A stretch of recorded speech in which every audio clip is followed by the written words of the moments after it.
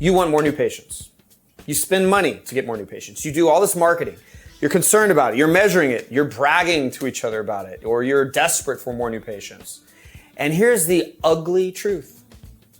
There's more new patients trying to get into your practice than actually are allowed in, because there are barriers in your practice that prevent them from getting in.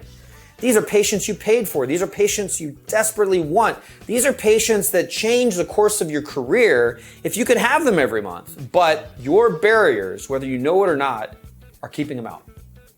I want to talk about some of those barriers. The first barrier is that phone calls are not always answered. National average says that 38% of new patient phone calls never go answered. 38%.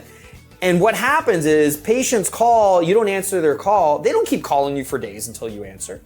They just call the next practice. Right off the bat, 1/3 of the patient flow you could have, 1/3 of the new patient flow on average is thrown away because we have this barrier to entry that says we don't answer every call. Then if we do answer the call, we have another barrier. That barrier has to do with practice policies that cause patients to never schedule.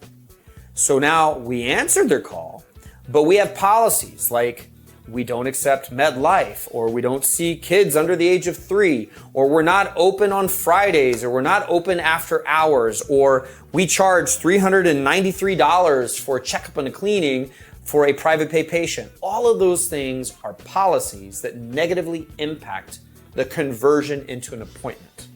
If you change those policies, you will see incremental change in your patient flow that will start adding up and snowballing. You may not even know how many patients you're losing because you haven't addressed the price for a private pay patient, or because you have decided you're not going to be open after 4 p.m. So that's another barrier, policies. Once you get through policies, you got another barrier that has to do with capacity, meaning you don't have openings soon enough for people to go in. You might be proud of the fact that you're booked out 3 weeks, 4 weeks, 2 months in hygiene, but the reality is a whole lot of people are saying no to scheduling because of it. And even if they do schedule 2 months out, a whole lot of them are not even showing up. We know that if you are booked out more than 2 weeks, your no-show rates go up and your conversion rates on the phones into appointments goes down. Do not accidentally have some of these barriers to your practice, not answering the phones, policies that are hurting conversion, and ultimately not having a soon enough appointment time.